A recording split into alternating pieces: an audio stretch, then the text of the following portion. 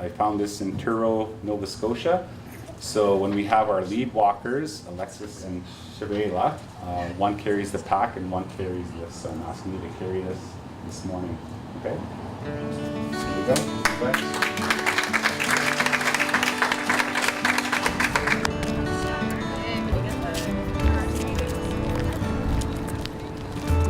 Doing the Open in the Darkness National Walk for Youth Mental Health. We started April 1st in Cape Spear, Newfoundland, so we're on day 114 today with 12 to go. I'm from Shoal Lake, number 40, which is by the Kenora, Manitoba, US border. Currently stationed in Curve Lake, which is the First Nation by Peterborough. We're often the first on scene when it comes to crisis. We're there to help apprehend children in crisis who are struggling.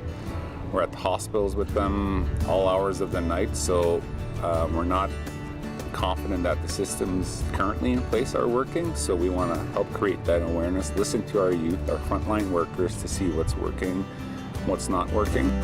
I'm well aware of the struggles here, and that's part of the reason why we're doing this. It's a combination of everything, really. Again, to empower our youth, we want to create those relationships with police and youth to gain that trust that when a youth is in crisis, that the police are approachable, to talk to the police to get that immediate help. We've heard of immediate resources required in school. Feedback like, I needed help yesterday, not 4 months from now. So all those messages that we've been hearing from the youth to identify that help is needed immediately. Again, we're going to share that material at the completion of the walk. You have the second shirt. So kind of do a twirl for everybody here to see that. Yeah? Well, that was great. Do it one more time for us. Well, I've sat on the Ontario Young People's Council and the National Youth Council, and I've advocated for mental wellness across the country and to all levels of government. And this type of walk is very important because police are starting to get more mental health calls throughout the region. And predominantly a lot of the people that are dealing with it are young people and Indigenous young people particularly, but the rates are starting to increase across all demographics. I've also been down that dark path as well. I've attempted to take my own life in the past, and I also battled with addictions and depression. And I know that this kind of walk and these kind of initiatives are important for young people because they need to see and they need to feel that service providers and representatives and organizations out there care and that their lives matter.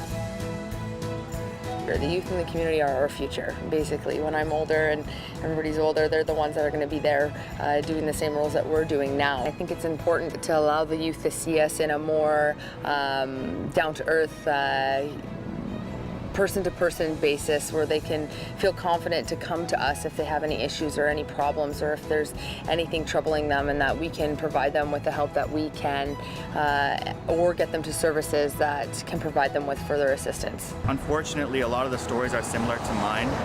We lose family members to suicide, we lose ourselves in addictions and depression.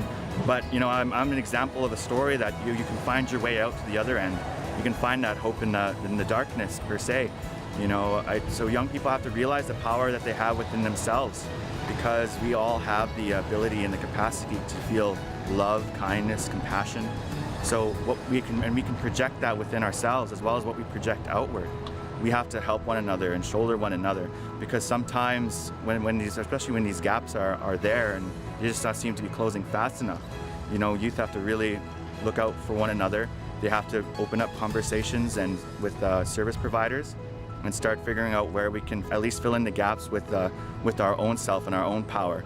We've had presentations throughout the walk. We've had sharing circles. Our presentations have been geared for age appropriate. If you have the younger group, 6-7-year-olds, we're talking about safety and police interaction and whatnot.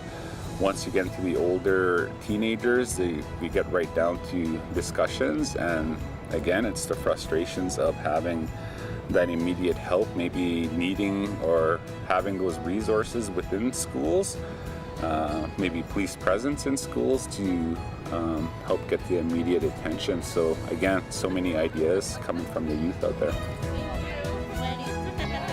Definitely excited to complete it. However, at the same time, it seems like we haven't been out here long enough. I think the awareness needs to continue.